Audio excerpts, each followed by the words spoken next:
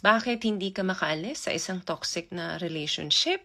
Huwag ka na magtaka. Kasi, iniisip mo, number one dyan, nanghihinayang ka dun sa mga ininvest mong time and effort na ginawa mo para sa relasyon para lang magtagal kayo. Ilang taon nga naman ang sinakripisyo mo. Inadjust mo na lahat ng oras mo, ng desisyon mo para sa kanya. Para mag-work lang yung relationship niyo tapos ililet go mo lang ng ganun-ganon. Paano nga naman, 'di ba? Pangalawa, iniisip mo na baka wala nang magmahal sa'yo, wala nang magkagusto sa'yo. Kasi alam nyo guys, kapag nasa toxic relationship tayo, lalo na kapag alam mong niloloko tayo at binabaliwala tayo ng mga partner natin, bumababa yung self-esteem natin, bumababa yung confidence natin. Kaya minsan iniisip mo na baka wala nang magmahal sa'yo.